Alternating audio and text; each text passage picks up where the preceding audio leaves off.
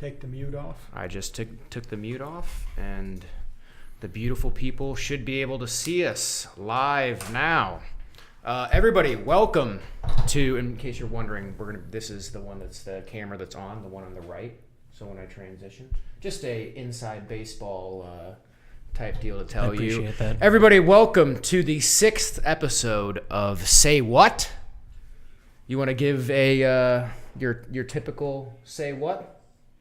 I meant to tell you, and I meant to send it to you. It was in a magazine the other day. Mm-hmm. Some comment, and whoever responded, when the person made a statement, said, "Say what?" Are you saying that we have a rules to sue on copyright purposes, that somebody's already taken our gimmick? Wanted to tell them thanks for promoting the show. I guess that's a good point. I guess it's free advertising. Look, I'm just ready to sue at any time. I'm not ready to say thanks for the promotion. I want nobody using it. But everybody, welcome back, and everybody, welcome back. JT will introduce the fine man to his left in a second. But everybody, welcome back, JT, to the show. It's been a like a month or a month and a half or so since you've been on the show. It has. For those people who wonder, when Drew was first starting the show and we talked about how do you create something that's entertaining, etc., and we thought about the concept of having a generational discussion that maybe people would find fascinating, the difference in thoughts and opinions from an older generation to a younger generation. But I don't know whether that's still true or not. Well, I think it's going to be true. I think it's. I got a lot of good topics that I think is going to spur some generational discussion on the show, including the first one. But after my dad here, this lovely man to his left is Anthony. He's a lifelong friend, former host of Pod Chats. Oh yeah, the podcast Anthony and I had way back in the day. And also the recipient of a loss this week in fantasy football due to my football team. You just got lucky, dude. You know, we don't have to talk about that. You take it easy on you. Real quick, have you learned anything in that past month that you've been gone? Have you been reflecting and saying, I need to bring this to the show, I need to tell the people something I learned in the past month? In seriousness, which I tend to be, and that's something that you younger viewers will realize, and maybe you'll fight it a little bit like I try to.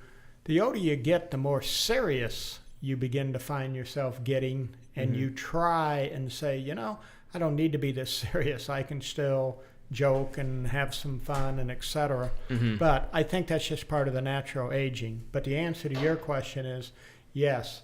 There's been many things that I thought, I'd like to talk with that. However, at the same time, a show like this where you're trying to appeal to everyone, it's difficult for me to judge, would people be interested in that? I might start, Anthony, a conversation with you, and you might be going, oh my God, I wish this guy'd shut up and leave me alone. Never. But then on the other hand, you might say, well, hey, that really is interesting, and we have a stimulating conversation. I'm always lost about what would people find interesting, what not, simply because I don't generally accept, well, if I'm interested in it, everyone must be. And I think that's not true pretty much across the board, that you're not going to find, you can find the most interesting person in the world, the guy who drinks Dos Equis beers on the commercials, and I'm sure some people would find him quite boring and all his stories not interesting. We're going to talk about Anthony's beard in literally just commercials 1 second. Don't lie, Drew.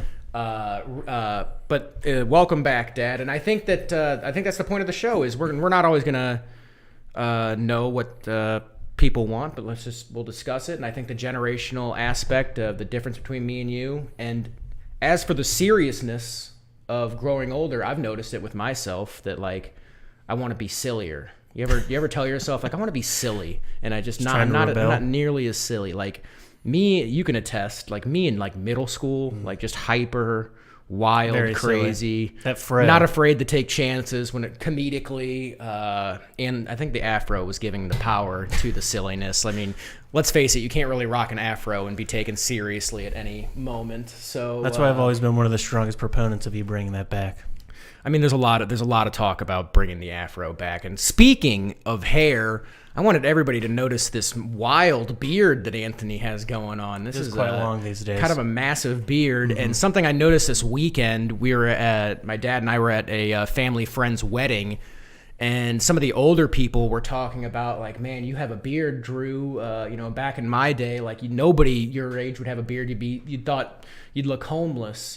People would look at Anthony and say, man, you look like a homeless man that just came off the street. I mean, there's people in the chat that want to know if you took a shower before the show. Not right before now. No, not right before? Okay. Yeah, you didn't just hop right out of the shower? Let me jump in to ask you guys, just out of my curiosity, Yeah. because you are correct that my generation, between 25 and 30, most people didn't wear a beard. You might have caught someone accidentally that had a mustache, but I notice it now. Give me your percentage of everybody you know, or if you just say, I think throughout the United States, we won't go outside the country, what percentage of people between the ages of 20 and 30 or 20 and 35 have a beard, not a mustache, but mustache, beard, the full works? Are we talking men only here, or is this full I think population? we're talking women too. Okay. Women, I've seen a lot of We'll cool forget lady about beards. that for the moment and just say Seen some. I don't know. There's a lot of hipster areas in Chicago That's where true. they're trying to pull it off nowadays. But if we're talking percentage-wise, Anthony, I'm gonna go. My right off the bat guess would be 40%. I don't know. That's a little high almost. I'd say 30s, mid 30s max maybe. Well, you're gonna have the people who just flat out cannot grow a beard. Yeah. So I would say that's 1 in every 6 people, 1 in every 5 people just flat out can't grow a beard. So that's 18%, 20%, whether 1 out of 5. But I'm still sticking with 40. What do you think, as somebody who's out there noticing? I was going to say 40 to 50%, but I think it's, again, just interesting from a historical standpoint to look at photographs of 150, 200 years ago, whatever the case may be, and say, look, every man had a beard. Or even the time frames when, look, every man had real long hair, and wonder, how did it go from that to when I was your age? Most men had very short hair and no facial hair, but now I think it's going back the other way. Maybe not the long hair, but it's going back to where most young men are wearing a beard.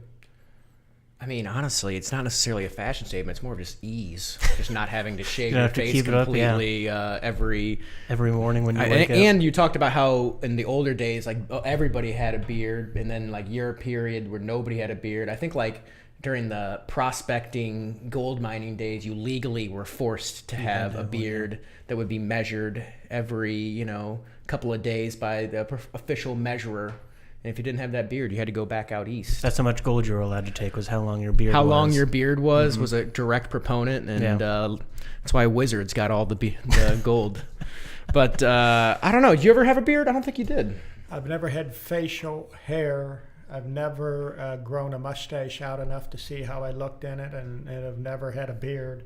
I've gone on vacation 4 or 5 days where I didn't shave, but for the most part, I guess I always looked in the mirror at my face and thought, ain't much I can do with this. I'm not going to get any help here.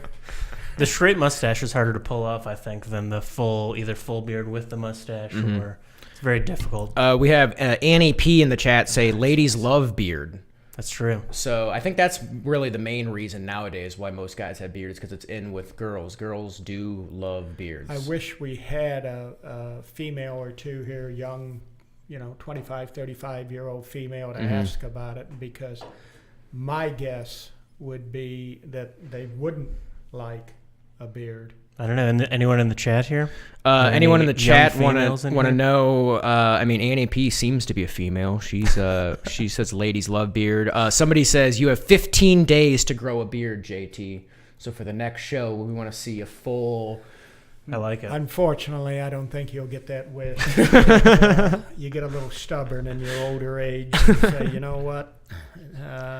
I've made it this long without a beard. I think I can go a little while longer. But for me, like when my shaving schedule is like just like I'll grow a beard and then like just one day when I'm done with it, I'll do the clean shave and then start over. And I'm curious as to why never at one point in your life you weren't like, I'm just gonna try it. Like just I mean, you had long curly hair way back in the day, so you've grown your hair out. But I think you've seen photos of me when I was your age. You were talking about in junior high school. In high school, you had a major afro. Yeah.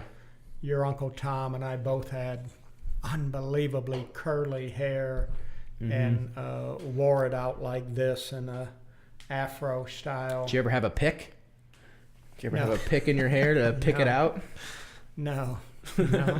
But unbelievably curly hair. But back to the beard for just a second, then we can get off the questions you have, not to beat this to death.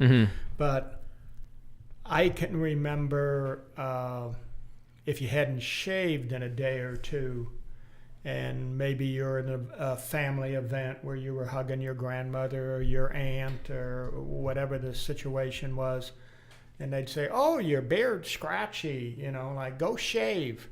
Or if you were lucky enough to have a date and be out in the car, in those days you always had your make-out session in the car, there was nowhere else to do it, that the girls would say, oh, your beard's so scratchy and, blah, blah, blah. So now the fact that you guys said most young girls like a beard, I don't know, it's not scratchy to them, or it's not. Do you think Anthony's married, for those who don't know? Your wife doesn't complain if you give her a hug or something. Well, I wouldn't say she doesn't complain. She's given me a lot of guff about my recent growing of this beard. I mean, your beard is pretty intense over there. You got it's an experiment. It's an experimental phase right now. You got to see. Okay. She keeps asking me. She's like, "Oh, so how long is this going to go on? How long?" I was like, "I don't know. Got to see. Got to see how it plays out." You went 2 months early. Everybody does the no shave November. Exactly. I'm getting a head start on it. Oh, are you? Are you going to really dedicate no shave September, October, November? The issue with the no shaving is I'll get like hairs up on my cheeks and stuff, so that gets a little major neck hair right slowly here. Creeps up to take over my entire face. To where it's literally just a ball of hair. I'm like that one guy. Offer something else about the beards now. The more I think about it. Real quick, can I mention a couple comments from the chat real quick? Somebody said JT never had any makeout sessions in high school. That was from Old Waddy 7117. Let's see. Wild and Savage said just as long as the beard hair doesn't get stuck in your teeth. Talking about you guys? I mean, I don't know if they're talking about the person with the beard, or they're talking about when you're kissing somebody. Either way. I think it's, either way. Nobody wants beard hair in your teeth. But go ahead. Sorry. Oh, what I was going to comment, and for those who don't know, Anthony and I, right before the program started, we're talking about Anthony's job and work and et cetera. And as I was sitting here with the beard, I think it's probably another reason why in my younger generation, when I was your age, that you didn't have a beard. I don't think employers approved of a beard. I think employers thought it makes you look too raggedy, it makes you look unclean, unkempt. And I don't know if firms actually had rules, no beards, no facial hair. I tend to think, in today's world, I'm assuming there'd be 100 lawsuits against a firm if they came out and told you. But in those days, they could say no facial hair, et cetera. And I think that was probably a big part of why you didn't. You got up in the morning and shaved and made sure you were clean shaven and put your white shirt on and went to work. I think part of it might have to do with the maybe industry you're in too, because I work in software, and so think of your stereotypical software person, maybe not the most your stereotypical software person is in a dark room that hasn't seen natural sunlight in about 4 days. And I think that has to also do with or when you're talking about beards in the workplace, I think the exact same thing can be said for tattoos. In that in the old days, and I'm sure you can attest to this, that you had tattoos on your arm, they'd be like, no, we're not going to hire you if you have any tattoos past or whatever, visible tattoos. And I think that nowadays not too many people, some people still are prejudiced against tattoos, but I don't think it's that big of a deal nowadays. Let me throw a question out. Go ahead. And then I swear we'll get off this conversation, get on to what you have, Drew. Okay. If you two individually, it's a question to each one of you, but if you were dictator of the world and could make the rules, 10 Would- years life goal. Yeah. sorry, That's my life goal in 10 years, to be dictator of the I world. started right here. okay. Yeah. Would you say it's okay to have a law where the owner of a company can establish a dress code and could or could not tell you no tattoos, no beards, or you can't have a shaved head, you must let your hair grow out? In other words, do you think it's okay for an employer in today's world to be able to tell you that? If it was up to you, would you let employers do it, or would you say, no, that's not right, long as you're not, quote unquote, hygienically? If it's me and it's a private company, it's not like a government job or anything like that. If it's a private company that the person owns and it's something that you can change, I'm not obviously like race or something that people can't, or gender, people can't change that. If it's something people can change, then yeah, you can set your guidelines. If you want people to dress a certain way, you want people to, it's their private business. I don't see any reason why they shouldn't be able to decide who works for them and who runs their business. Yeah, if they want to limit their potential employee base, to such an extent, then It's on them. And in the long term, that'll end up doing them more harm than good. I think, because they'll possibly miss out on very good candidates just based off of whatever. Yeah, some guy with Arbitrary tattoos might be the prejudice. best software guy out there, and he might miss because he thinks, oh, he's got tattoos and something. But I think, yeah, that's on them. I'm always for, if it's a privately owned business, you got the freedom to choose, and as long as it's something that can be changed, like I said, race and gender out of the picture, but as long as you can change it. Before we go on to the other comment, you said someone said I never had a... Makeout session in high school. Well, I had very few. The only one or two I had was with his girlfriend. So. Oh yeah. Oh Getting yeah. called With his out. girl, well, you hear that, old Watt? He claims that the only makeout session he had was with your girlfriend. That's rude. That's rude. Did you know he was? I she feel was Swoop dating? bad. in. I don't know who that is, but I do feel bad Yeah. after all these years. I've never come clean with the fact that, hey, your girlfriend and I used to step out all the time. Man, that seems like it's a rude thing to do, Anthony. That is. Do that to a person. If I was that person, I'd be hurt. I'd be hurt hearing that. But anyways, let's get on to the first story that actually, let me read a couple of comments from the people out there. People always asking for Onion the Cat. Look, you got Onion the Cat on the last show. Somebody said, don't look at chat. Well, I'm looking, baby. We'll get back to chat in a second. Let's Look get to too this far at the first story that I wanted to get to. A teacher in Port St. Lucie, Florida, was fired because she wouldn't give her students that did not turn in work. The students didn't turn in work. She gave them a 0. And by Florida state law, you have to give them a 50%. And she gave them 0s, so they fired her. And she posted this message. Miss Tirado is her name. Mrs. Tirado loves you and wishes you the best in life. I've been fired for refusing to give you a 50% for not handing anything in. I got fired, is what she says. I was packing my stuff, and I was not going to see the kids, so she's left.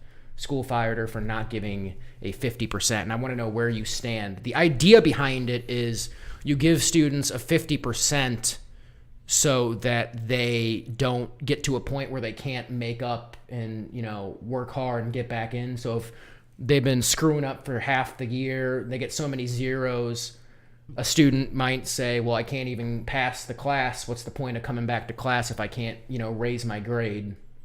So I want to know where you fall, Anthony, and, Dad, and maybe the generational differences between it on should she have been fired? Do you agree that you should give a student 50% so they can catch up later? Or do you think, hey, literally no work is 0%? Anthony, you go first. Okay. So as a student who probably at various points in my academic career had below 50% and then was able to raise it back up. I think that's a bunch of nonsense that she got fired. If you don't do any work, then you don't get any credit, right? It's how you raise a generation of quitters, Drew. That's right. Participation awards. Participation trophies. It's a bunch What's of wrong with America? The participation award generation that we're raising. Where do you fall on this? Well, I'm assuming that it must have been a public school, not a private school. Public, correct. It was a public school, and the state of Florida's established laws. It's established law that it's so I guess rules-wise, yeah, she should have been fired, but I guess, do you think the rule should exist?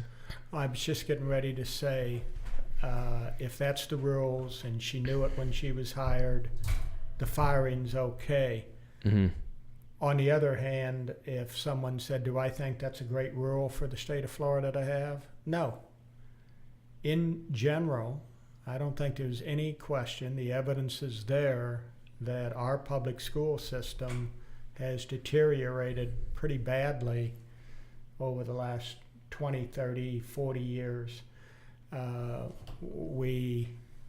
again, my opinion, we coddle the students and turn out a generation that I think in a way that you could say it is, we're cheating them, because as a society, we collect a lot of tax revenue and say this tax revenue is supposed to educate you, and then we turn out a group that's much, much undereducated because of the system that we have them in.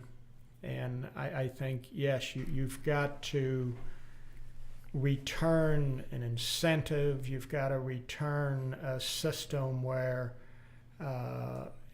you're more concerned about what is the net result and how am I doing getting results, rather than things like, yes, but we didn't want to hurt anybody's feelings. We didn't want to affect their self-esteem and some things like that that I tend to disagree with. Mm-hmm. However, in my last comment about it will be this.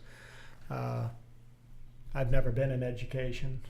I've never tried to teach a class and things of that nature. Therefore, I'm not a great one to make a comment about it. Maybe we have some comment. Old Waddy 7117 said, "Crazy Florida law. I've taught for 40 years and can't give any credit for work that is not submitted." Okay. I like it. Okay. So there's somebody that's taught for 40 years. That somebody said that's why God made the grade F for failure, obviously. Somebody said, where's the comedy? And then Reaver responded, the comedy was Michigan football this weekend. Wow. So, woof. Yeah, that was not too bad. But somebody says JT needs to speak up. I think you just need to get that mic maybe a little bit closer. So they didn't think that was a funny comment that I said the only girl I made out with in high school was I his thought that was girlfriend? funny. I thought that was pretty funny. clever. That might have been Maybe the person. not funny, but clever. I think somebody is laughing now. I think that as for this issue, you got to be able to give the kid a 0%. The fact that you're teaching in a class, like let's say it's math class, you're literally teaching fractions, and the fraction of what is 0 of something does not equal 50%. And I think that it's as basic as that. Wow. Is if you're trying to literally teach people, you can't teach them that, nothing is. Now, I was awful in school. I would absolutely have benefited. Say what? Say what? No, there's no say what to that. And I think you know that. And he's definitely not speaking up and saying, say what?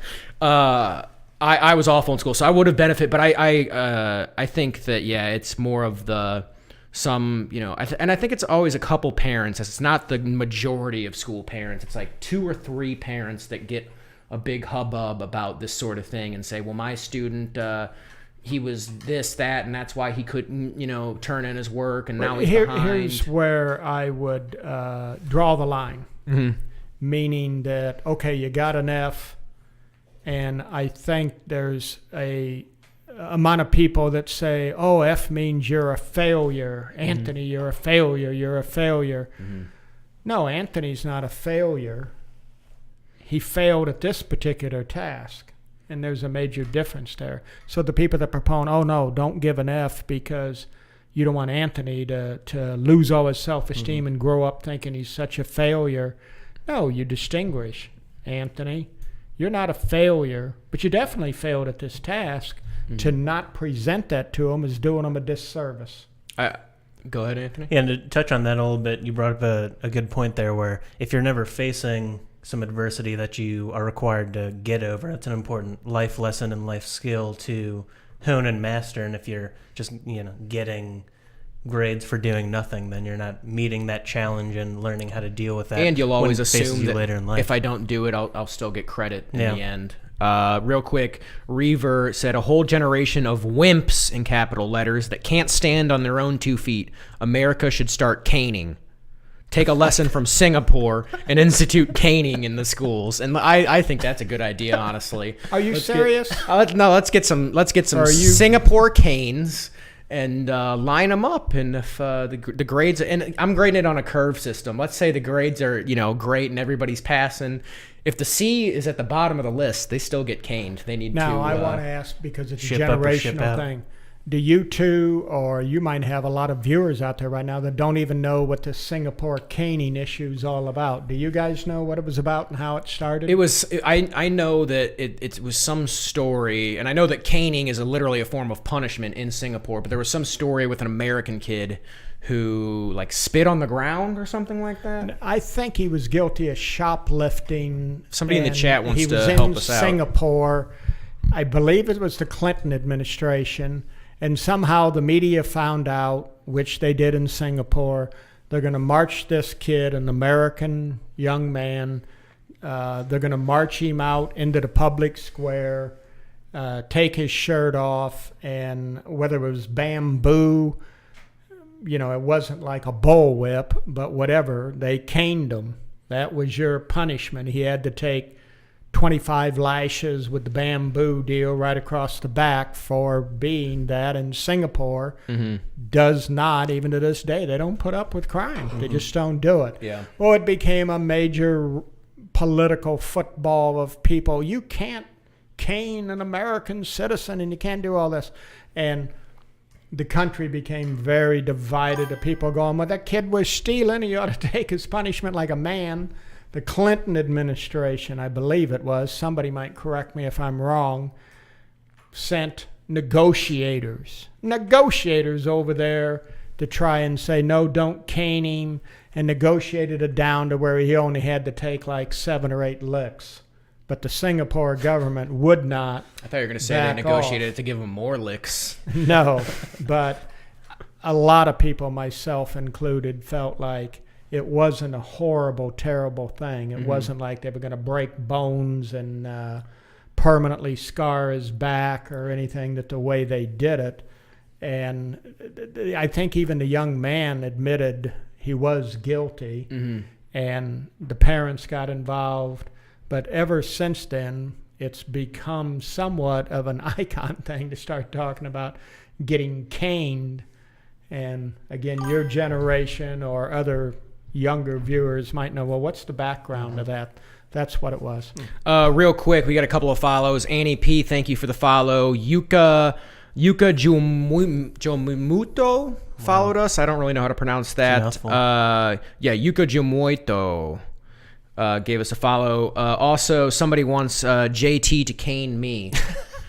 I'll support There that idea. were a few times when you brought those report cards home. I wish I would have caned you. Ooh, Got him. I thought I was getting a caning too. I really did thought I was going to get a caning. Instead, it was just sheer Let me jump back disappointment. to what you said a couple of minutes ago. Were you serious or trying to be funny when you said we ought to do that in the Dead United serious. States? Dead Really? serious that we should be caning the people out there. And no, Really? I don't think people should be caned. But here's what I do want to talk about with you, because it's funny to hear your perspective. Because I don't either. I don't think you do No, something obviously like not. that. And I'm not saying that Singapore was barbaric, as people were talking about, or that it's certainly not like some Middle East countries where they'll cut your hand off. I mean, that is, in my opinion, barbaric. I didn't necessarily think it was barbaric, but I wouldn't be a proponent of that's Somebody proper says behavior. President Clinton is embarrassed the whole country. Shows we are all a bunch of wimps. The kid should have taken his caning like a man. Somebody says they like the way JT says serious. Okay. But also, I think it's funny that hear your opinion on. You're like, you know what? He should have taken it because you grew up in a generation in Catholic school where you would get hit by some of the nuns and everything. And I wonder if that, it's more of a, hey, I went through it. Why shouldn't that kid have to go through it too? A lot of us did, and certainly there were a few times when I wish I would have got a caning instead of the beating I took. And I'm talking about physical beating. But believe it or not, I think I can remember back when even in public school, if the teacher smacked you because you were really acting out of doing something wrong, nothing happened. That was acceptable. And then somewhere there, and again, maybe somebody can look it up to see, but no, you would get smacked in public school if you were misbehaving, but definitely in Catholic school. Depends upon how bad you were screwing up. You could take a beating, no question, and it was worse than a caning. Yeah. Well. And again, I'm not a proponent of that now. Sounds like you're a real big proponent of beating children over here. No. I'm thrilled to death. However, some expert out there should be able to figure out how can you have a good disciplined, a good environment. You're here to learn. If you don't learn, you suffer consequences.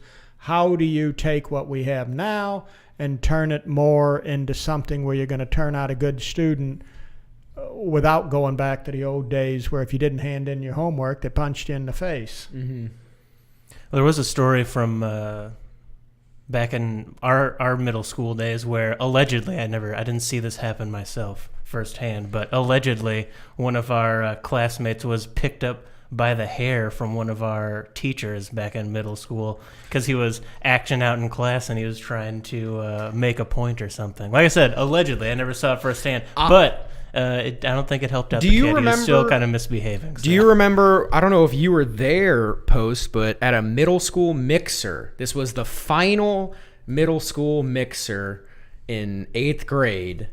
There was a teacher, I was yelling at I was just being a hyper kid. I was wild, having to express some energy. And I was yelling at some kid, and I think the teacher thought I was like going to try to fight him or something. I thought, and it really wasn't like that. It was more of like just a joke type of deal. And this teacher did push me up against the wall with his hand around my throat, pushed me up against the wall, and told me to get out of here. Do you know the teacher I'm talking about? I don't think so, no. I'm not going to say it on stream. I'll put him on blast. I'm not going to put him on blast here. It was a male teacher, that's all I'll say. But and honestly, I sort of deserved it. I mean, like, it was a miscommunication. Do you guys know now, because I don't, obviously in public school, if you even went near a student, you'd be sued, chastised, put in a penitentiary.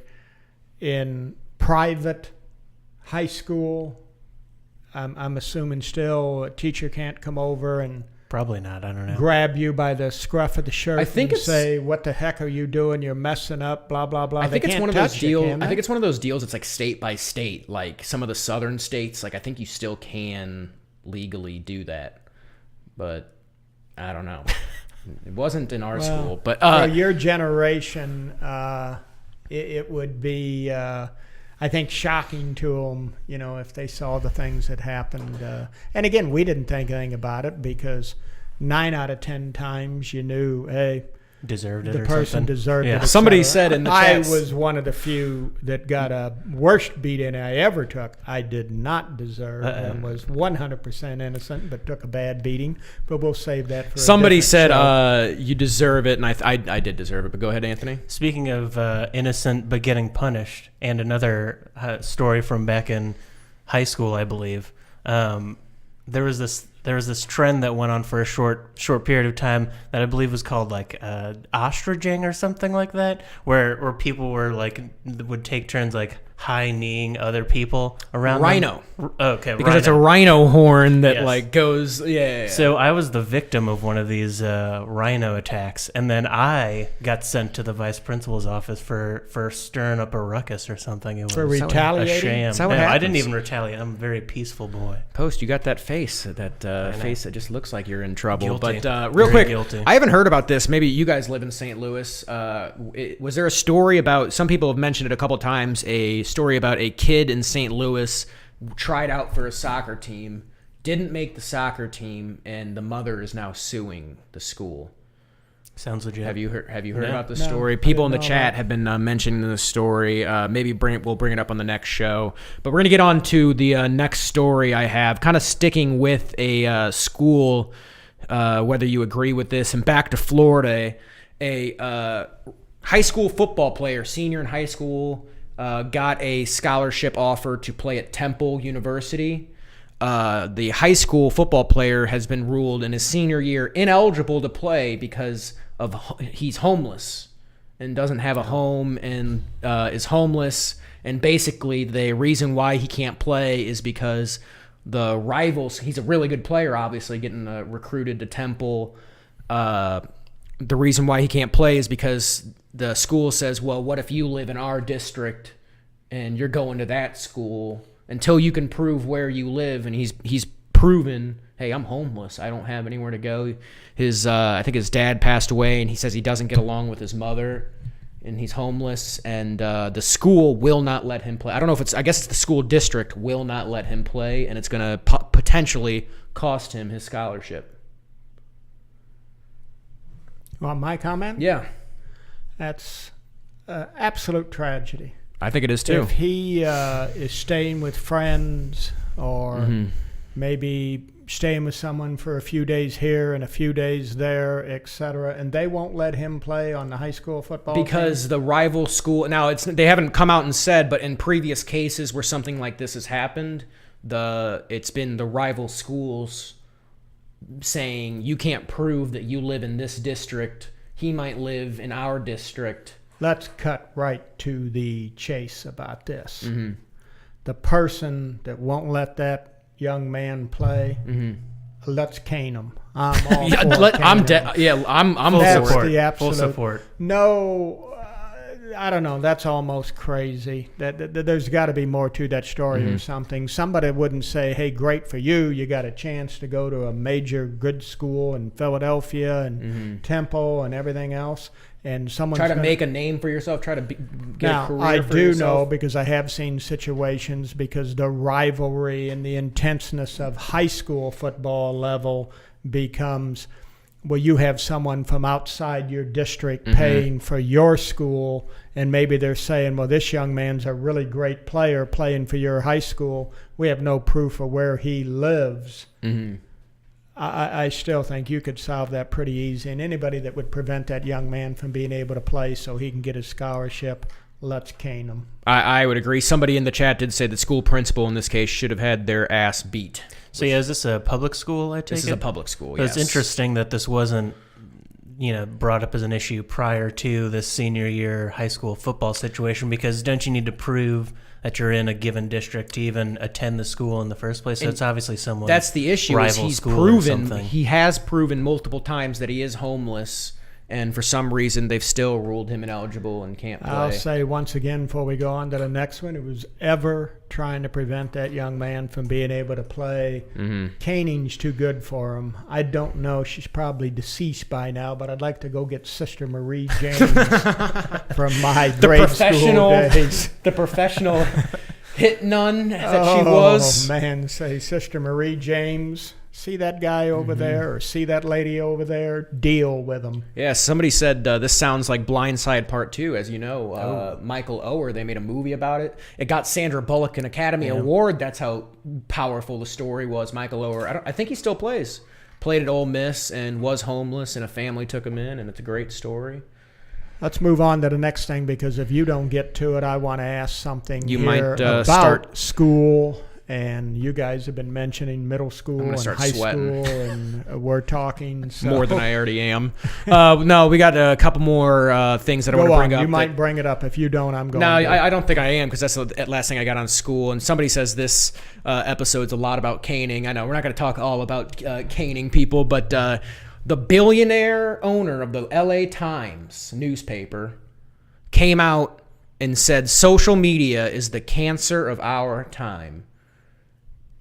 Where do you fall on this? Would you agree? Or to me, it sounds like somebody's bitter that his poor little newspaper is going down the drain.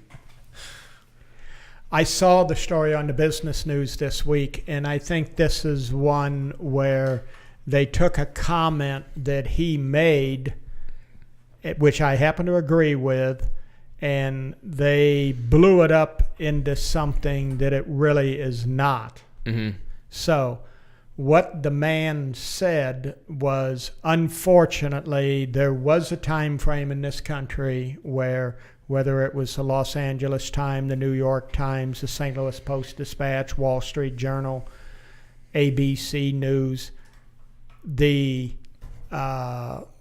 marching papers that you were given were go out and get that story correct, get all the facts, and bring it back here and write that story exactly like what had happened, and don't editorialize it, don't put any spins on it or anything of that nature. You guys wouldn't remember, I think his name was Frank Reynolds. He was a... Wait. Frank From Reynolds? It's Always Sunny in Philadelphia? That Frank Reynolds? Frank Reynolds? I don't know that It's, show. Danny DeVito's character, and It's Always Sunny in Philadelphia. He's named Frank Reynolds. He was, maybe it's not Frank, but anyway, he was the... at ABC News for years. He was the main anchor at ABC News. They were covering a convention, and there was all kinds of things going on at the convention. It was a very high-strung times. But anyway, the point is this, that people kept reporting to him when he would say as the anchor, we're going to Joe Blow on the floor. What have you found out? And the guy was going, well, I think that maybe what's going to happen and blah, blah, blah. And he'd get mad and he'd say, let's go to Mary Smith right outside the convention center. Mary, what have you been able to find out? And she was guessing, etc.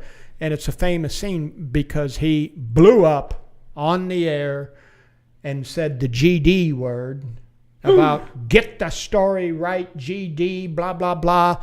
And, you know, until you can get the story correct and right, don't come back. So anyway, that was an example of what the standard used to be. People took pride in being a journalist and saying, I got the story, I got it correct, and I reported it correct. The guy at the LA Times was saying that social media now thrives off of sort of having the story somewhere close, but trying to create it into a controversy, trying to create it into a sensation that it's not. And his comment was about social media being a cancer. He wasn't talking about I want to do away with social media, etc. He basically said it's too bad that a majority of people now are getting their news and information from social media because it's political first. It's spun whichever way they want. And that was his comment. And, Somebody and did say, he said that that fake news is the cancer of our time more than social media is the... Well, I think what he meant is a big source of fake news is coming from social media. And then he also commented about his own industry, saying that all of us, in order to sell newspapers, sell online, etc., you're under intense pressure to make the story rather than report the story.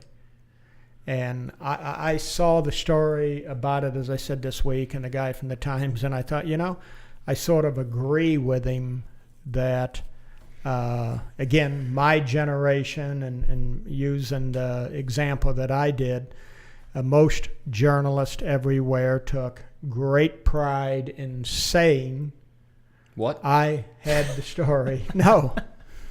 Yeah, in those days, they probably, if some guy came and went into what they do today, they'd look at them and go, say what? There it is. Somebody clip it.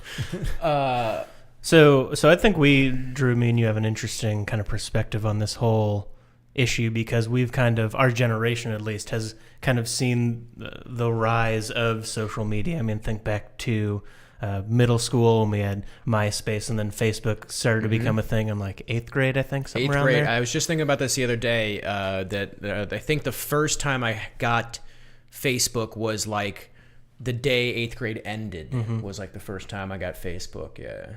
And so we've kind of seen the whole pattern of where it started and now how it's transitioning onto its not necessarily the later stages, but there's always like a new thing. Like I have some younger nieces who apparently, so we're like, oh yeah, no, Facebook's the thing, but now Facebook is not the thing amongst the generation below us because the parents got on Facebook and they poisoned the the well, and so now it's all Instagram and Snapchat and that sort of it's going to be a continuous evolution where I don't know if necessarily social media in general is the problem, but it definitely, you need to have a more careful eye and consideration as far as what you're consuming on social media, or else it's very easy to fall I think the guy's comment that owns the LA Times was more along the lines of social media is the equivalency of the National Enquirer, and there's too many people out there that don't understand that and think that what's being reported by social media is the story. He's like, no, that's not the story. That's the type of thing the National Enquirer would have put out. Real quick, a couple of people in the chat want to know, hey, Post, I guess they must have heard that you were married earlier. Somebody wants to know where your wedding ring is. Any comment on that? There was an unfortunate incident at the greatest spectacle in racing this past year, where it might have fallen off my hand at some point. So I didn't know if that you're on this big talk show on the internet now. We got how many? I'm a big enough man to admit my mistakes. Over 20 viewers that I don't know. You might be trying to show off. You don't want to wear a wedding ring. That is my goal. Also, somebody said the weatherman is the very worst at doing just what you're saying. They sensationalize the weather to keep you watching, which can be seen.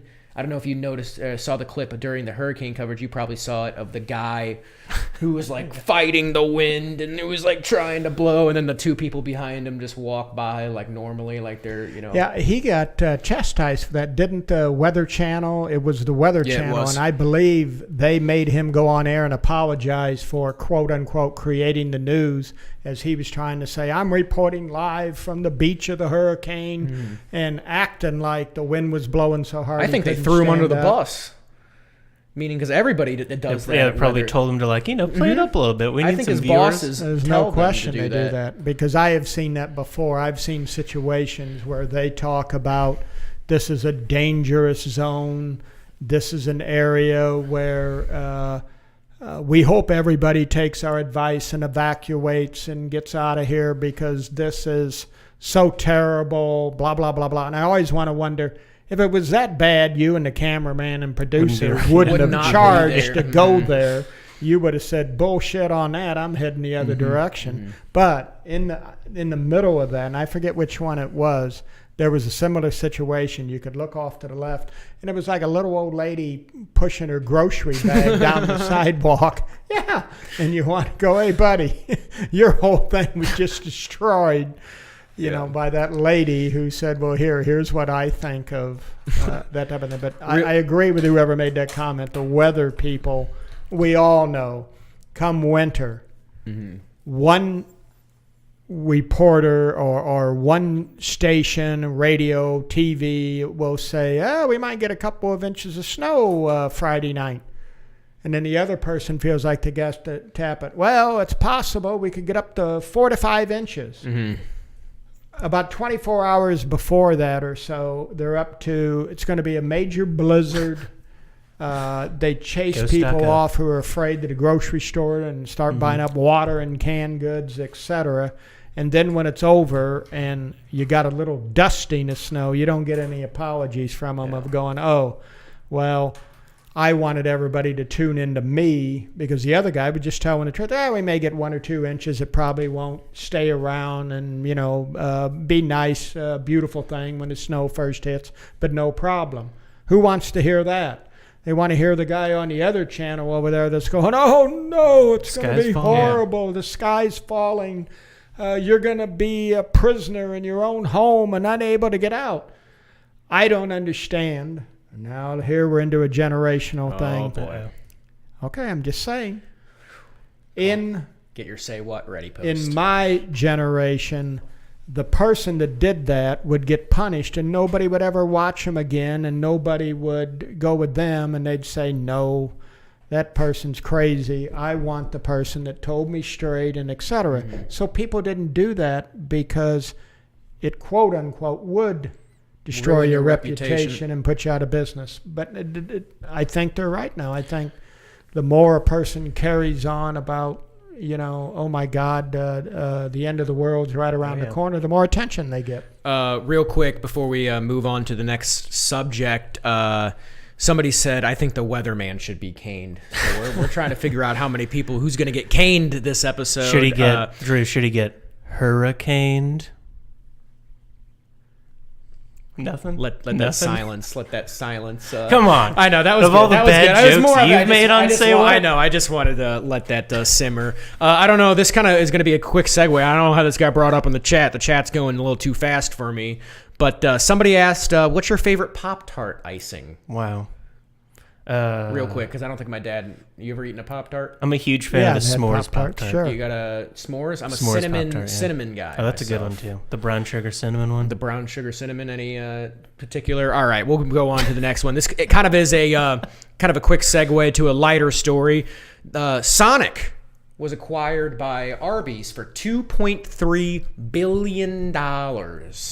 Arby's has that kind of money. That's what I was thinking. I was thinking it would be the other way around, that Sonic would be the one purchasing Arby's for $2.3 billion. No? What's your business side of this? What's the...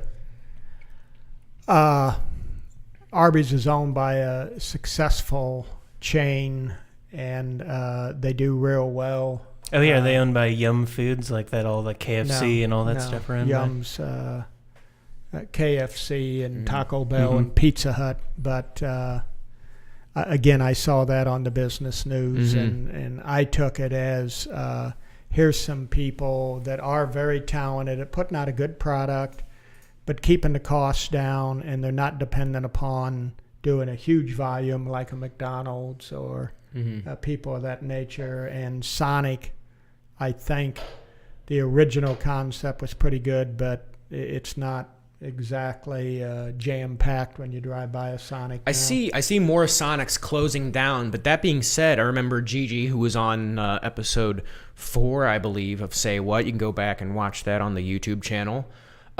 Gigi, I remember her saying that when she lived in California that Sonics are super rare, and she said that she'd have friends go like 45 minutes out of their way, like on a day, like they'd make a day of going to Sonic, and that Sonic was a big deal, and that they'd go to Sonic. You don't buy it, Anthony? No, I don't buy it. You don't buy it? Were these Sonics that had bellhop still?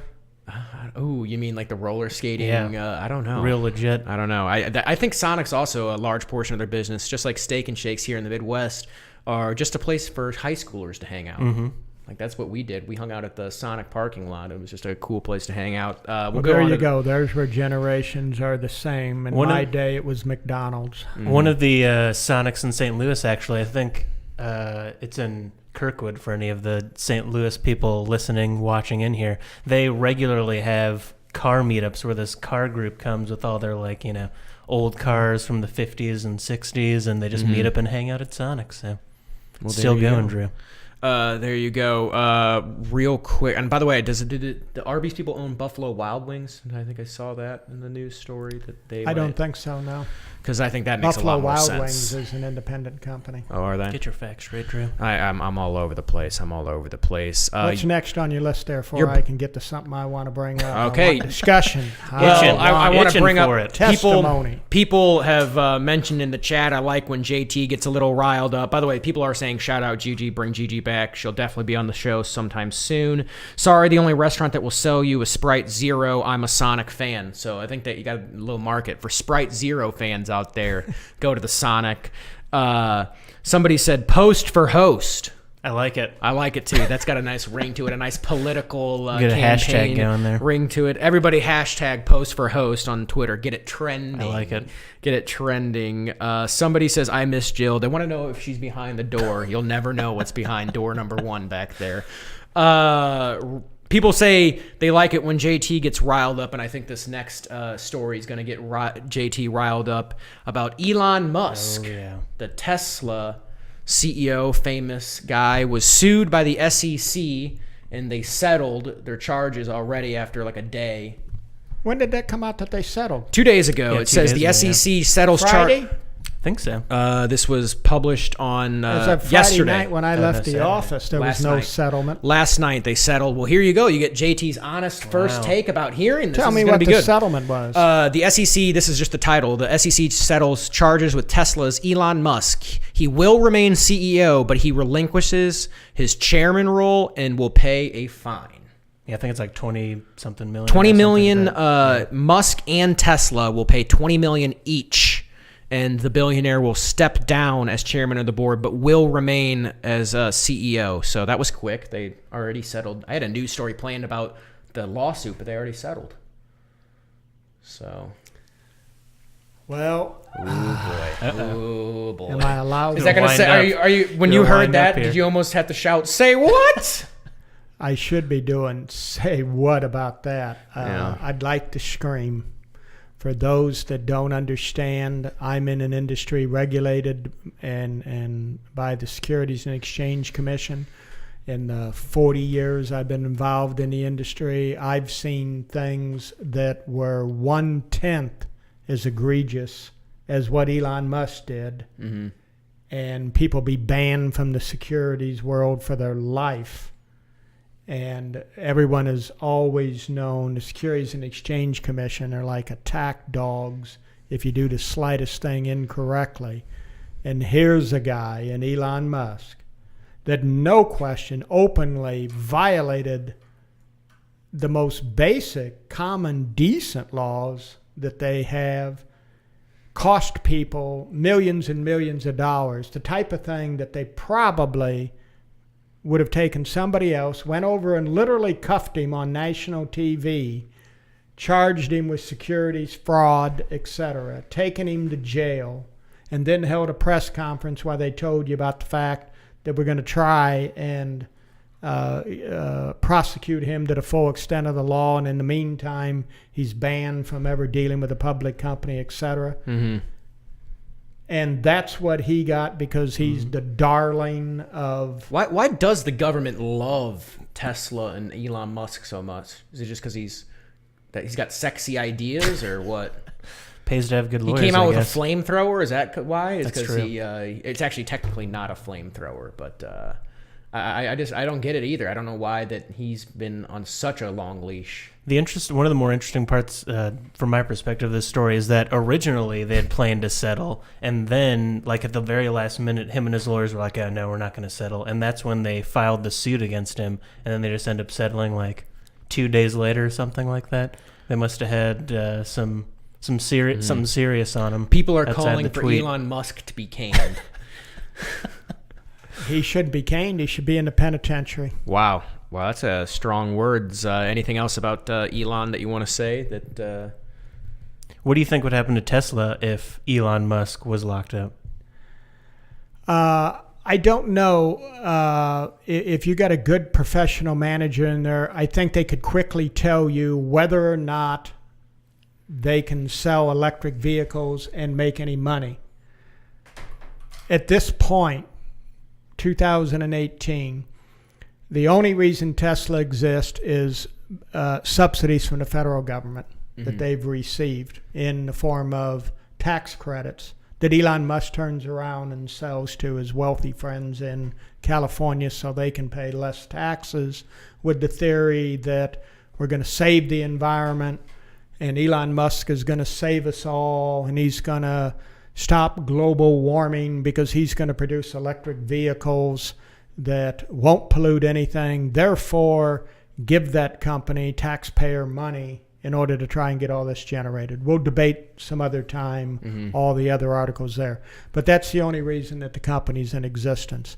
Now, the question is, without that, is there enough demand for electric vehicles, and can you make an electric vehicle that is answers the needs and wants and desires of consumers? That's unknown. Somebody in the chat wants to know, do you just hate the environment? No, and this is another thing that I'm going to call a say what on people about without getting riled. And this is the way a lot of this is in America today, and it should not be this way, which is you can't have an intelligent, open debate and conversation about something, because if you happen to bring up something that might suggest that, you're against the environment, it's like the fake news. Everybody will try and Pile saying on. a lot of people. I mean, when you're talking about this anti-Tesla, I feel like you're just ready to go out I'm and not litter, anti-Tesla. and you're getting ready to dump out people's recycling. Start a tire fire or something. Yeah, exactly. I'm not anti-Tesla. I'm not this. But I would say this.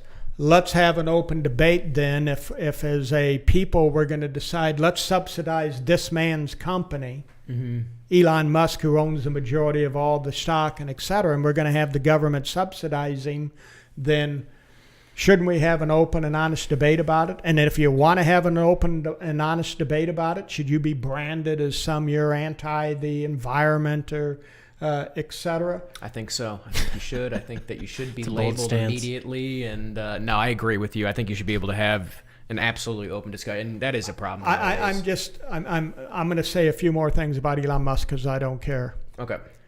Brand me any way you want. It's not true. However, things that Elon Musk have done over time has come out and made public statements for shareholders, for the investing public, saying, here's what we're going to do, and this is what's going to happen. And consequently, people got very excited and went to bought the stock, predicated upon what the man told. And it was a bold face, not true. And I'm going to give one classic example. He starts Solar City, and he has his first cousin running the company. Yeah. The company goes nowhere and ends up in bankruptcy. In order to avoid, in my opinion, the embarrassment of it, he announces Tesla should buy Solar City. And we're going to buy Solar City and Tesla now that it's in bankruptcy. And of course, shareholders and people wanted to know, what is Solar City with? I don't need to know. That's got a sexy name. Solar is City. good. Just buy it. Yeah. I'll trust you. Solar panels on the roof to help you cut your electric bill and et cetera. And I'll explain it later why it didn't work and why it was a financial disaster. But anyway, when it came time for the press conference, Elon Musk, what in the world? It looks to us like you're trying to bail them out, yeah. Bail them out, save the embarrassment, save the money, save taking a financial beating on this. Why are you having Tesla, and why are you using my money as a shareholder of Tesla to buy the company? And he held a press conference and basically said, oh no, there's a lot of synergies between these companies. Oh no, here's why we're doing it. Because Solar City has all this technology about solar panels. And what we're going to do is make little tiny solar panels, and we're going to hang them all over a Tesla, much like a New Year's Eve sequin dress that a lady might wear. And we're going to hang... I do like sequin dresses. Yeah. We're going to hang those sequins that are going to be individual solar panels all over the roof, all over the hood, all over the trunk, all over the fenders. And it'll charge the battery while you drive, and we'll have that problem solved. And that's why we're going to do it, and that's why we're doing it. And they ran the stock up, and everybody got all excited about that. I just saw 30 days ago, somebody asked him, hey, that's been 4 or 5 years ago. What are you doing now? Well, we're still investigating the possibility or something. I'm sorry, but he touted that to people And you're not supposed to do that. That's against federal law. Somebody in the chat called it a disco ball car, which I think might That's actually nice. That might sell better, Yeah. actually. And that's what Might have Elon Musk been. has been And waiting then, for. Again, But- my personal opinion, Elon Musk has done that numerous times when he came out with his, we're going to build 18-wheelers that are all going to run on battery-operated power and et cetera. And it led people to believe that they had a working model. No, he didn't. He showed you. Definitely an ideas man. for Somebody sure. says sounds like a true American politician. Although he's Well- South African, so maybe not. Minor Anyway, detail. I just assure you there are people in the penitentiary today that were guilty of securities fraud, insider trading, any number of things that are looking at that Elon Musk settlement and saying, now that's a crime, what he did, and they made a settlement and he didn't get jail time. He got nothing. Yeah. It is. I'm sorry. It's a travesty. I thought for sure he'd go to jail over this last thing. He should have gone to jail over some of the previous things he did. Yeah. Do you have anything to add before we try to move on? I'm somewhat ignorant of the industry, especially in comparison to someone who has so many years in it. So while I understand the kind of like sentiment behind why he got in trouble, at first glance, I didn't think it was that big of a deal, partially because, so I understand the whole, like, you're kind of misleading investors and trying to hype up new products or something like that. But if he has, you mentioned he has kind of a history of making these big promises and then maybe not necessarily delivering on them in full, I feel like as an investor, you need to maybe take a little more precaution when he makes these bold-faced claims like, oh, we're going to do this crazy new thing. Maybe with someone with a history like that, maybe, heed your... Maybe realize the guy who's like, I want to make a flamethrower. Yeah, is exactly. Maybe not Like, the wait a guy second. who should trust with every word. Yeah. No, the whole part of securities law is so you don't have to worry about the guy being full of baloney, trying to tout the stock for his own personal benefit, trying to mislead you as an investor. The whole point of all the securities laws are that's against federal law to do those type of things. You're supposed to give the facts, state the facts, and keep everybody apprised of exactly what's going on. He came out and said that he would love to take the company private. It was well being considered, and that he already had funding secured. Now, if you're with a different firm and it's a different situation, you better have gone and met with all the top investment banking firms in the country and had them sign letters of intent with you to fund it for you. You better have been with the top law firms in New York City and presented the plan to them as to how you're going to take this company private. You better have met with your board of directors and discussed it thoroughly with them, a plan of how you're going to take it private and what you're going to do. That's a minimum of what you'd better do. And it's come out. He didn't talk to the board of directors. He didn't do anything. He just sent a tweet out saying that. He no more had any funding lined up tweet's than the man in the moon. That's like the official contract That's of the true. new generation. Yeah. You send a tweet, that's it. That's Especially set in from a stone. verified account like that. Yeah, exactly. Well, there take were that back. people that thought, okay, he's saying he wants to take the company private at $425 a share, and it's only $375. I'll go buy the stock. Oh, yeah, true. And then And they did, based upon the nonsense, bold-faced lies that he said. Say what? Consequently, when it came out, he didn't have any funding secured, and he hasn't met with the board, and none of these things have happened. The stock's now down well over 100 points. Do you think he has? That's the whole purpose of Securities and Exchange laws. You had no right to basically lie and cost these people money that went and bought your stock predicated upon that. And he doesn't do jail. Move on before I get All right. We will move on real quick. Somebody says, forget the flamethrower. In Vegas, you can for $1,500 you can shoot a cow with a rocket launcher. Who wants to go with me? Reaver, I mean, I'll go with you. it's a tempting offer. That's it. That is real tempting. let's get real quick before we get to what you wanted to add to the show. I just wanted to thank everybody again for watching the show. We just got a little bit of show left. Thank you again for watching. If you're not already following this Twitch channel, there's a little heart icon, and you want to follow the channel. If you want to donate to the show, which any donations at all help the show and help what we're trying to do here, there's a link below. And if you want to watch any of the previous episodes and this episode after it airs, you can go to the YouTube, which is 15/30 Productions. And again, I believe there's a link below on this Twitch page. So once again, thank you everybody for watching and tuning in, and especially the ones in the chat. We absolutely appreciate you. Also, if you're looking back or for some throwback entertainment, you can look up pod chats from way back in 20, when was that, Drew? I think it was like 2011. 2011 was the majority of our episodes. I think we did 22 episodes of pod chats, and I highly suggest they're still up there, I'm sure, and listen to them. If you're ever bored on a road trip, you just pop in some pod chats and you get to hear all of Anthony and I's hot takes from 2011, where we predict the world. I'm sure they all aged well. We called Trump being president. Mm-hmm. We called it all back then. You can go back and look. But Dad, you said you wanted to add something that we might try to close out the show with. Okay, but before I do it, okay. I want to bring up this because I don't know if this is a generational thing, etc., or maybe it's a personal thing. I don't know. I enjoy talking about some halfway serious things and occasionally making fun of them and trying to joke about them, etc. Mm-hmm. Do you think your generation is the opposite, that people generally want to avoid, a conversation about, the issues of the day, global warming, the environment,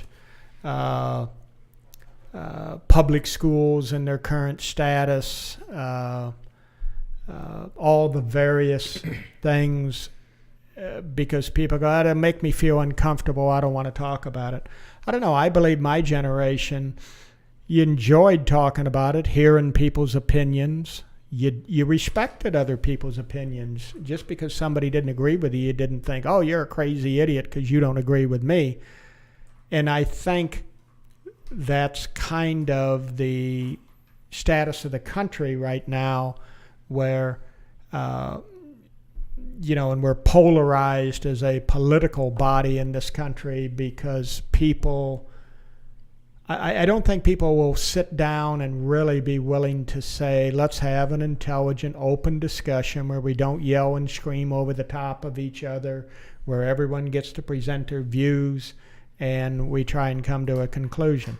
I'm not blaming it on the younger I disagree, you dummy. I think you're wrong, and I think our generation... But yeah, go ahead, Anthony. No, I'm asking.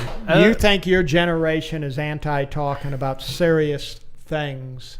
Is it somebody said on there, hey, what happened to the comedy? And it made me think of it. Well, there you go. The younger generation wants to laugh and et cetera and avoid talking about serious issues. How do you know those from a younger generation watcher? Could have been from somebody on your generation asking where the comedy was. Well, you're correct about that statement. You are correct about that. So that's a good point. And honestly, I don't know if I've ever thought about that before. It's a very good point, but I don't know if I don't think it's a conscious avoidance of necessarily talking about those topics. And I was just kind of, as you were talking there, I was kind of thinking through various conversations I'll have, with my friends when we're out getting dinner or hanging out or whatever. And yeah, it doesn't tend to be on the serious side. It's a little more, lighthearted. Or if it is like a serious conversation, it's not necessarily about like something happening in, the world or in politics or whatever. It's more about like a serious situation happening in that person's life, something like that. Mm-hmm. But I don't know if it's a conscious avoidance of it or anything like that. It might just be, I don't know. And it could be the friend group that I associate with too. It could just be our situation, because you go on Facebook or something and there'll be people of our generation having maybe not thorough, level-headed conversations about subjects, but they'll be, putting their opinions out there for everybody to see. So there's definitely people in our generation that are talking about those sort of topics. It's just maybe not necessarily with the same regularity that you're saying people in their generation do. I think it has a lot to do with the people getting a little upset at, because there's more, avenues for people to spout their opinions, that people hear the extremes of each opinion and they are kind of sick of it. They're sick of hearing this extreme of one side and extreme of another. That they do tend to joke around. I don't know if it's just, I think it's always just been my personality that I've always been more drawn to bringing light to a serious subject, and I like hearing other people discuss serious subjects, and I like talking about a serious subject, but I'm surely want to enjoy the conversation and maybe joke about it and laugh about it. And I think that, I don't know if it's necessarily a generational, maybe it is a generational thing. Do you think I wonder if it's as I like to say, hey, it's a tough world out there. It really is. Being able to make a living, get your bills paid, keep your taxes paid, raise children, get them educated, do all the things. It's difficult. It's not easy. And because it's difficult like that and uncertain, meaning that in my generation, if you got a good job with a good company, you had to do something pretty terrible to lose your job. In today's world, the best company out there liable to lay off 5,000 people tomorrow. Look at Papa John. You lose your job, or et cetera. Speaking of taking companies private, he is doing it the correct way and is talking and has said, I'm talking to people, just talking right now about trying to raise the money and trying to get all the legal permissions and everything to perhaps take Papa John's public so he can go back to running the company. But unlike we'll Elon save that, Musk, for we'll save that for another time. But anyway, what my point is that maybe is it because life is so tough out there right now, and there are things that my generation never had to worry about. You didn't have to worry about, if I go to this shopping center, is somebody liable to pull a gun out and shoot people? Mm-hmm. You went to the baseball game. Those that don't know, we go to the Indy 500 every year, and you have to go through security to even get inside. You didn't have to worry about any of those things. In my generation. Is it because of that people say, therefore, in art, in that area, I want things that are going to make me laugh. Mm-hmm. Who wants, life's tough enough. I got free time. I want to laugh. I want to have. It seems to me that there's so many shows on media and even now on the internet, et cetera, that are geared towards, hey, make them laugh, make them laugh, make them laugh, even if it's lowbrow humor. Wink, wink. And there's not lowbrow humor. Wink, wink. Well, what are your thoughts? Is that why? I think that definitely and am I has right a lot to begin with with, or would you say right now, no, we don't think there's any people are really interested and willing to talk about serious discussion? I kind of agree that I agree and I disagree. I think people want to laugh and people want to take their mind off things, and people, they want to, enjoy their free time and conversation. But I don't think it's because, the world is tougher than ever. I've never liked the idea that now is the toughest time that we live in. I think that's complete BS. I think that now is the best time to be alive. Now is the ease of life is easier than ever. So I don't buy the people are miserable now, so that's why they want to. I didn't say they were miserable, but I want to back you up and go, say what? You said life's easier now than it's ever been? I think so, in yes. certain ways, for sure, yeah. Yes, absolutely. Oh, my gosh. I need some help from people in my generation to come in here to say the 1950s, 60s, 70s, 80s. Well, the internet makes pretty much everything easier. We were looking on... What? Say what? We were looking on Amazon the other day. You can get maid cleaning services on Amazon today. You don't even have to look into a phone book, call up a maid service, get them to come out. You just order them on Amazon. They come out and clean your house. I cannot stand when people are like, the internet's made things worse in this world. The internet has made things so much better in this world. The fact that if I am out here and I want to get a ride, I don't have to find a phone book and find the taxi company and schedule a taxi ride that gets here and get there. I can just, on an Uber app, just get the ride and go bing, bang, boom. And I think that people, because everything is easier, their perspective of things that are, that are awful gets it shifted. So when Uber doesn't work, they're like, This is the worst thing ever. The day's ruined. Whereas I think if the day before they had to, in the phone book, call a taxi company, get on the phone, hey, try to order it. What address am I at? Find the address. Where are you going? I'm going here. And the taxi driver's going, no, what, do you know how to get there? I think the fact that your perspective of what's easier and what's harder is shifted. One of the small things that grinds my gears, and you kind of touched on it there, is like we'll go to the, travel somewhere, go to the airport, Uber there, very easy. And then on the way back, you pretty much have to take one of those St. Louis airport taxis that they have there because they don't allow Uber to come get you at the pickup spot.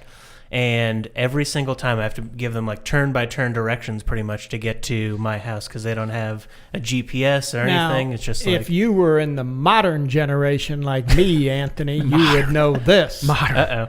Insider tip here. At the St. Louis airport, they will let Lyft and Uber come right to the curb and get you. I just took a Lyft home. Wow. I live in Tampa, and I just took a Lyft back when I came back to St. Louis. Week or so ago, Lyft guy comes right there and picks you up. They can do all that at now. Midway Airport. I thought they locked it down to where you couldn't even search for an Uber in the... No. Uber, Lyft, and are allowed now in St. Louis to come get you right at the airport. At the Midway Airport in Chicago, when Uber was first starting, they were like, nope, no Ubers. We don't want Ubers. You want to get an Uber, you have to walk, 3 miles that way to the Uber lot.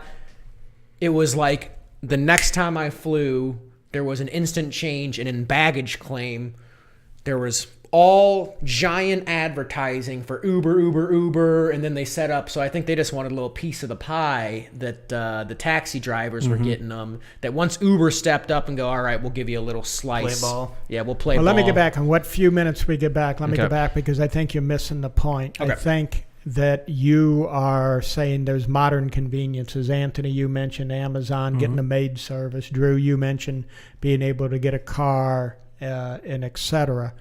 But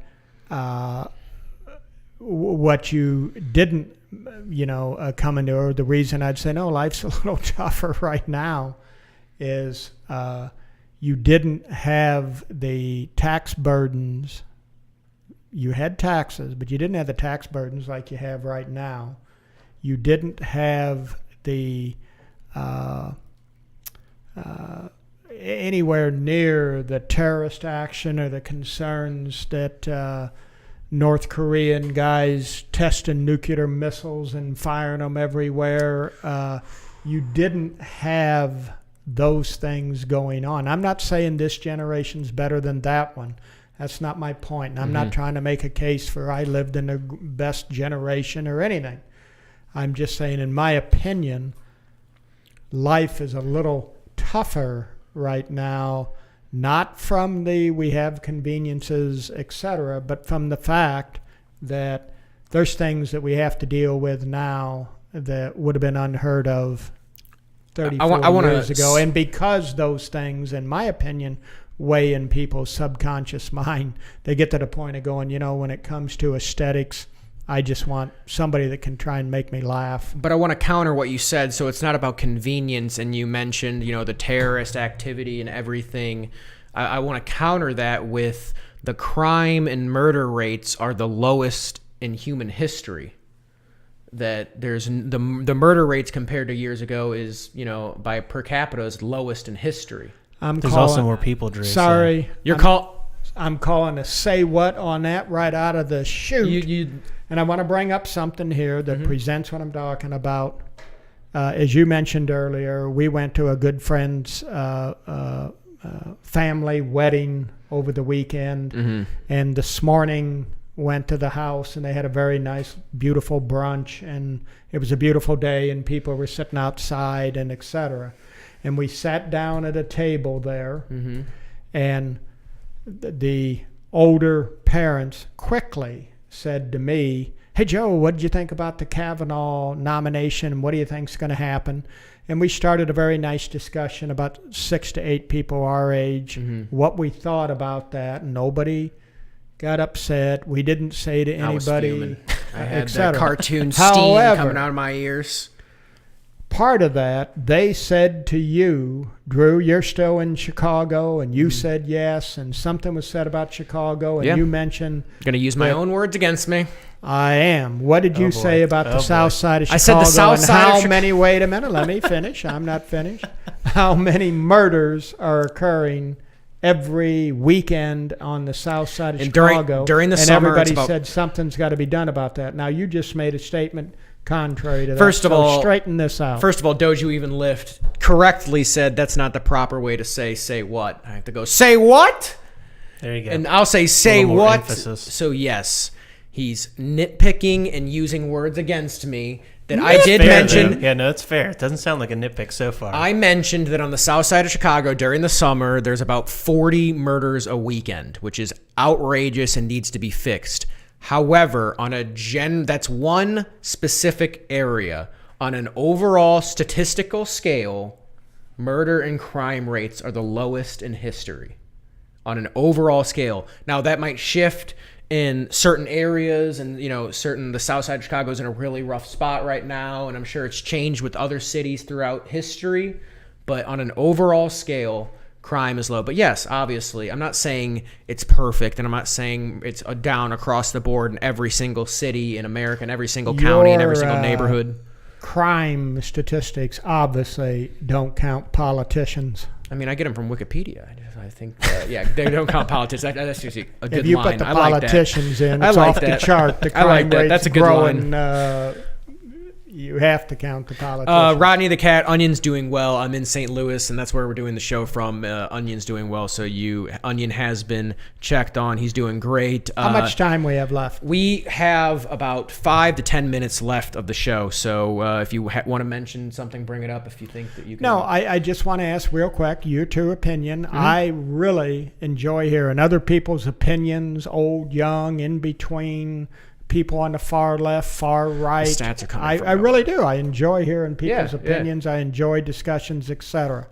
So I want to know between you two, and we don't have time to get into all of it, the Judge Kavanaugh nominated for the Supreme Court scenario.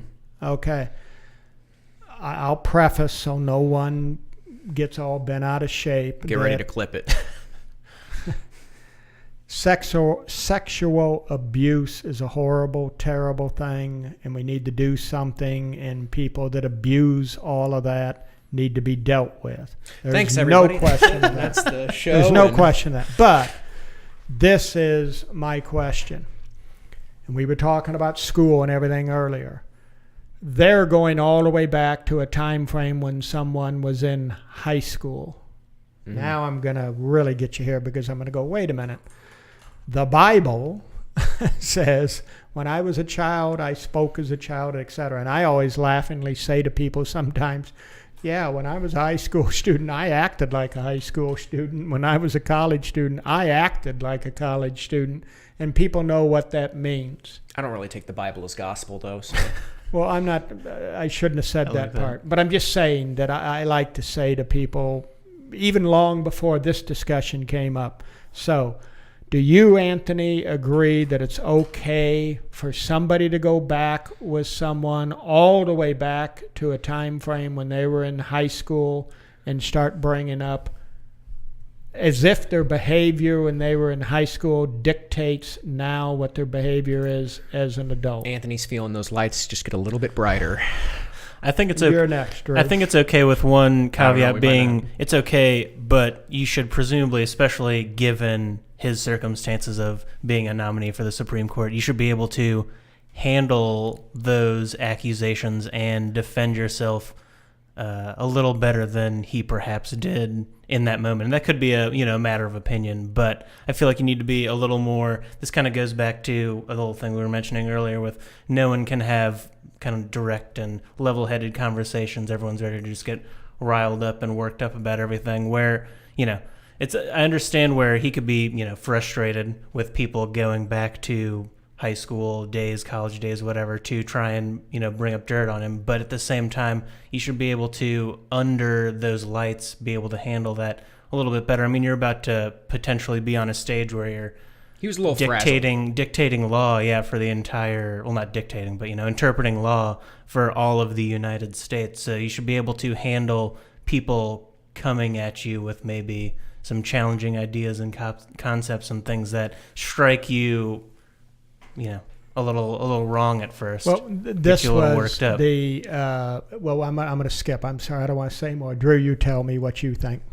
I think that it's definitely a case, a little bit like what Post said, for a position of that power. Then you're going to be able to go back. But I don't think he should be questioned about his morals. But as for charges, I just don't know. And I just know that when it comes, especially high school, when people, your brain's literally still developing. Now, sexual assault, that's a whole different case. But I'm thinking in a case of like the quarterback from Wyoming, the rookie quarterback. They brought up some tweets where he was, said something racist. He was quoting a hip hop song, and it said, the N word or something like that. And he did that when he was like 16. And they were like, they brought it up, and, they were saying, oh, should he not be drafted? What's he going to say to the locker room and stuff? So when it comes to the high school stuff, I think that, people, when their brains are still developing, need to be given a little bit longer of a leash when it comes to stuff like that. Well, what I wanted to bring up was the fact that I chuckled and thought to myself, where is this going to end? Is it going to be someone coming and making an accusation that, oh my gosh, when you were in third grade, you stole my lunch money, you have no way of defending yourself, you have no way of doing it. But someone else was talking about the fact that in the hearings they were saying, oh, he drank too much, and we think he passed out, he drank so much, and et cetera. So myself and some friends, even today, we were having a serious discussion about it, but at the same time, we got to chuckling. Well, wait a minute. If you're going to eliminate people from public service that drank too much in college and might even have passed out or even out of college, said, oh, you were drunk in public once. If you're going to do that and you're going to eliminate somebody that made an ass out of themselves by flirting, not that this is what Kavanaugh did. I'm not saying that's all Kavanaugh did. He very much may have been way over the line. I don't know. Mm-hmm. But if you're going to start eliminating people, all of that based upon what they did as an adolescent, there'll be nobody to serve. From the president, vice president, all the cabinet, all the senators, all the Congress people, all of their staff. If these are now the scenario that you did something completely ignorant when you were an adolescent, I assure you 97 to 98% of them will be gone. But here's the real quick, what somebody in the chat did mention, that I know you're not saying that it's the same, but it is something. You can't really compare drinking too much in college to sexual assault. There is a line of like, hey, you're charged with sexual assault. He's not being charged with drinking too much in college. Now, it's correlated together in the case, but it's a little bit more of a serious issue when it's something that, they're not saying, oh, you drank too much in college, but it might get to that point. I don't know if that's what you're saying or... No, and you're 100% correct. Mm-hmm. A sexual assault is a horrible, terrible thing that should be dealt with. Mm-hmm. But they're also now bringing up, and other people are coming out of the woodwork saying when he was at Yale, he was a big drinker. When he was at Yale, why I saw him drink to the point one time where he passed out, and etc. His testimony, he gets on and say, I like to drink beer. I still drink beer, mm-hmm. and blah, blah, blah, and tried to defend himself that I never drank too much, and etc. Well, I think he did he was a little frazzled and did not the Well, he greatest was a little job. frazzled, but I would have appreciated a guy looking right at him and saying, look, All you people that have ever drank too much and been drunk, vote for me to be nominated. All you people that have never ever in your life drank too much or etc., then you vote against me. Guess I'm He'd voting be a against shoe-in. I No, guess but I'm voting I against him. just commenting that I think Somebody said also in the chat that damn straight, he doesn't have to defend shit, just judge. He doesn't get judged, he just judges. So, you can always, yeah. It's Judge Dredd. Yeah, judge, yeah, exactly. Judge, jury, and executioner. So in But, general, yeah. post, in general, is it me okay as an adult to judge you predicated upon what you did as an adolescent? You mentioned earlier in the show you did stupid stuff in high school. Oh, yeah. You guys were talking about middle school. It's your... Boy, I did. I'll be the first Yeah. to confess. I think it's I did your very stupid right to things. judge you, but it's not your right to prosecute you over it. You know, it's your right to get judged. It's, you know, but I think, to say it another way, if you guys tried to embarrass me as an adult, or you guys tried to somehow hurt me business-wise as an adult, predicated upon an ignorant behavior that I had as an adolescent, there's plenty of it out there.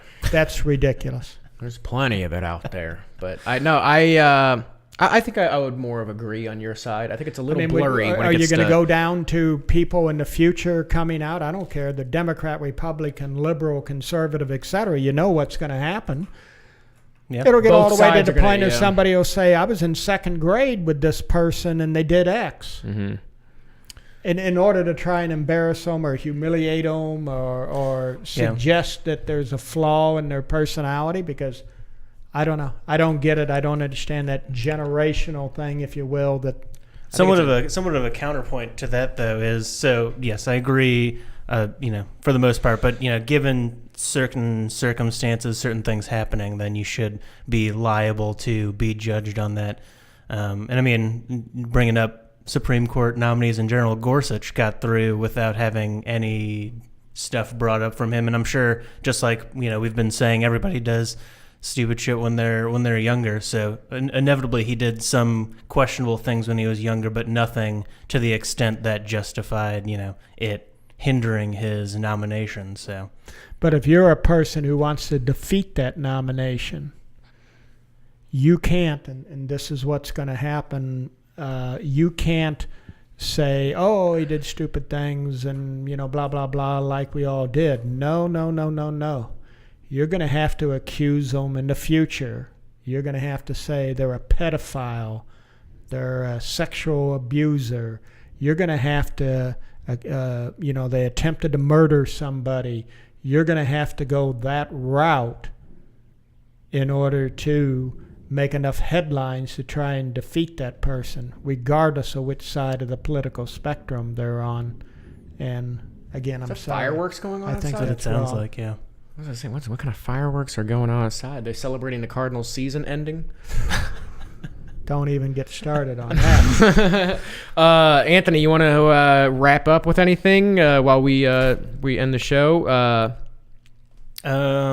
I'm sorry for your loss, Drew, with Telltale Games shutting down. You'll never be able to get Telltale another Games, my dad narrative-driven doesn't, video this game is again now. There's a company that makes video games based on kind of like it's almost like their stories and make your own movie type deals, and you get to choose. Yeah, you choose you your get own to adventure basically book. create your character, as opposed to playing a guy where you're a character and you get this. You can say, hey, I'm going to be a good guy, or I'm going to be a bad guy, or they give you options to, save this person or save this person in the story. So you actually have you have to make a choice in the moment, and, it only gives you a certain amount of time.